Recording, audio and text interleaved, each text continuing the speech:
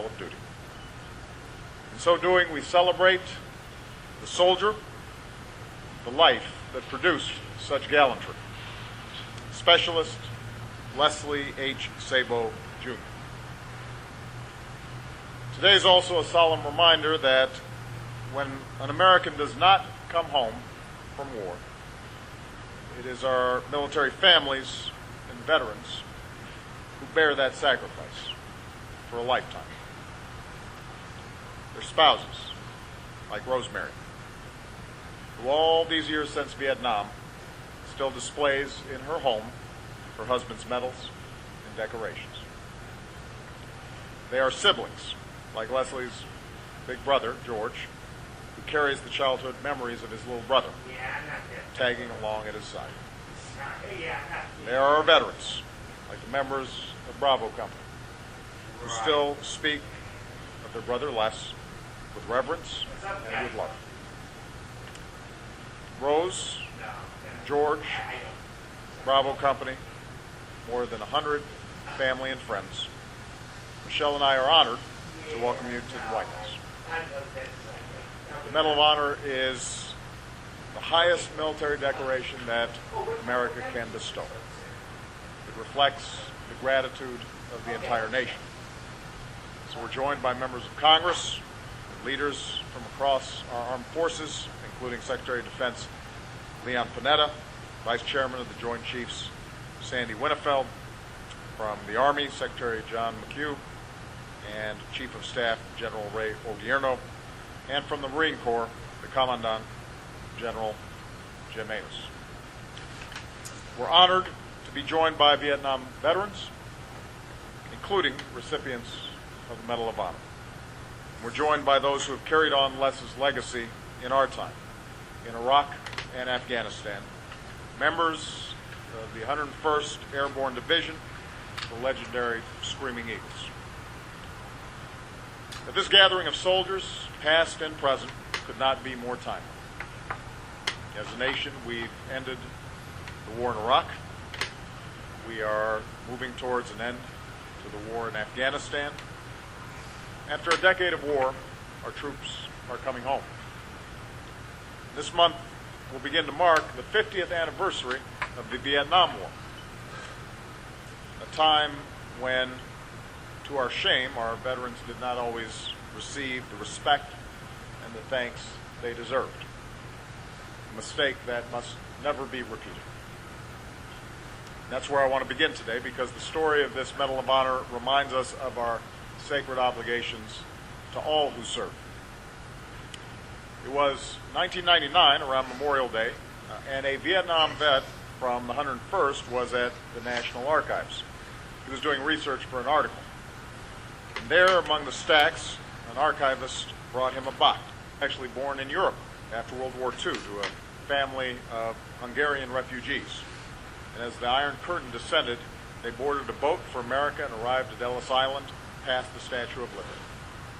They settled in the steel town of Elwood City, Pennsylvania.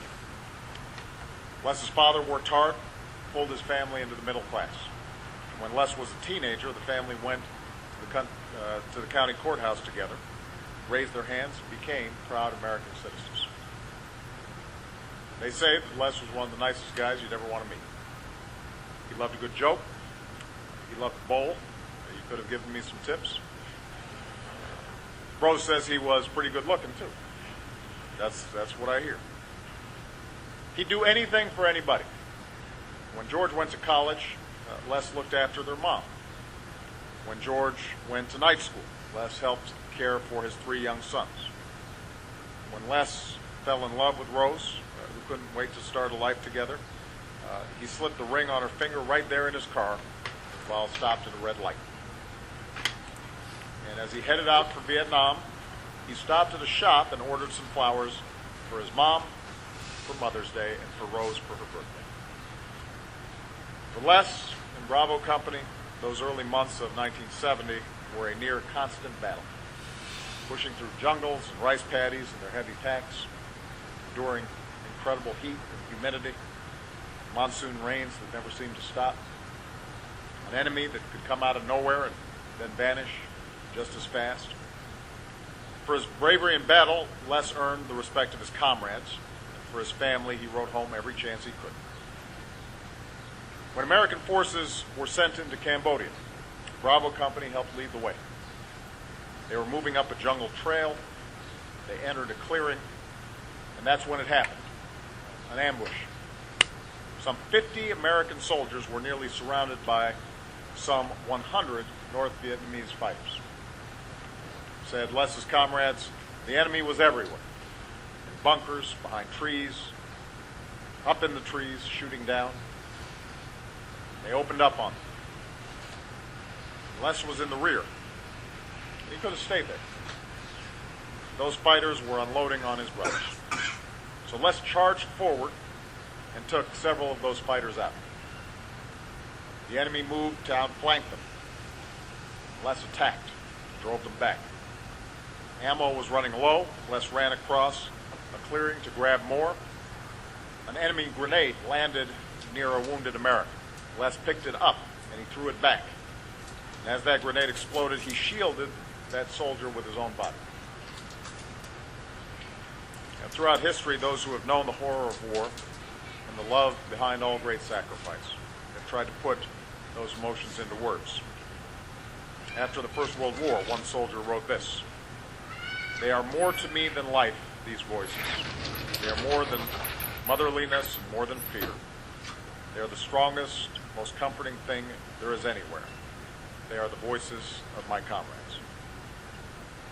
Those were the voices that Leslie Sabo heard that day, his comrades, pinned down, at risk of being overrun.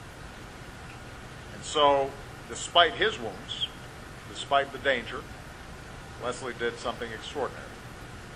He began to crawl straight toward an enemy bunker, its machine guns blazing. Those who were there said the enemy zeroed in with everything they had, but Les kept crawling, kept pulling himself along, closer to that bunker, even as the bullets hit the ground all around him. And then he grabbed a grenade and he pulled the pin. It said he held that grenade and didn't throw it until the last possible moment, knowing it would take his own life, but knowing he could silence that bunker. And he did. He saved his comrades. It meant more to him than life. Leslie Sabo left behind a wife who adored him, a brother who loved him, parents who cherished him, and family and friends who admired him. But they never knew. For decades, they never knew their Les had died a hero. The fog of war and paperwork that seemed to get lost in the shuffle meant this story was almost lost to history. So today we thank that Vietnam vet who found Les's files in the archives and who was determined to right this wrong. And that's Tony Mabb, who joins us here today. Where's Tony?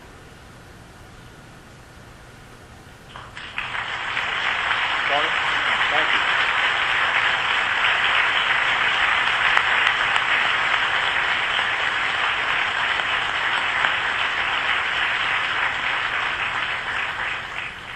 We salute Les's buddy, George Koziol, who, wounded in his hospital bed, first drafted the citation we'll hear today and who spent the last years of his life fighting to get Les the recognition that he deserved. And most of all, we salute the men who were there in that clearing in the jungle. More than 24 were wounded. Along with Les, 7 other soldiers gave their lives that day. Those who came home took on one last mission. That was to make sure America would honor their fallen brothers.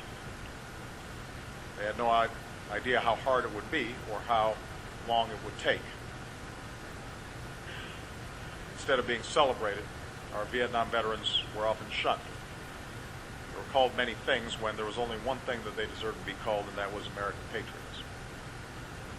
In 2 weeks on Memorial Day, Michelle and I will join our Vietnam veterans and their families at the wall to mark the 50th anniversary of their service. It will be another chance for America to say to our Vietnam veterans what should have been said when you first came home. You did your job. You served with honor. You made us proud. And here today, as I think Les would have wanted it, I'd ask the members of Bravo Company to stand and accept the gratitude of our nation.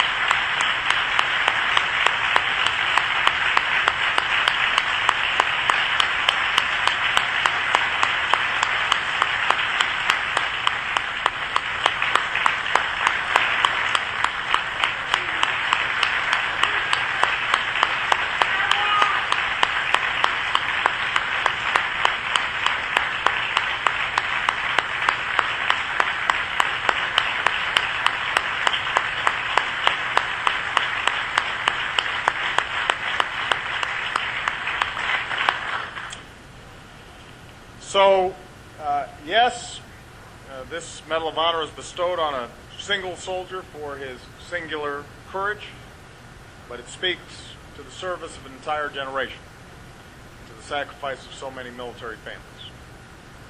Because, you see, there's one final chapter to this story. You'll recall that as he shipped out to Vietnam, Les stopped at that flower shop. Well, the day he gave his life was Mother's Day. And on that day, the flowers he had ordered arrived for his mom. The day he was laid to rest was the day before Rose's birthday. And she received the bouquet he had sent her, a dozen red roses. That's the kind of guy, the soldier, the American, that we celebrate today. Les's mother and father did not live to see this day, but in his story, we see the shining values that keep our military strong and keep America great. We see the patriotism of families who give our nation a piece of their heart, their husbands and wives, their sons and their daughters. And we see the devotion of citizens who put on the uniform, kiss their families goodbye, who are willing to lay down their lives so that we can live ours in peace and in freedom. No words will ever be truly worthy of their service. No honor can ever fully repay their sacrifice. But on days such as this, we can pay tribute. We can express our gratitude, and we can thank God that there are patriots, families such as these. So, on behalf of the American people, please join me in welcoming Rose for the reading of the citation.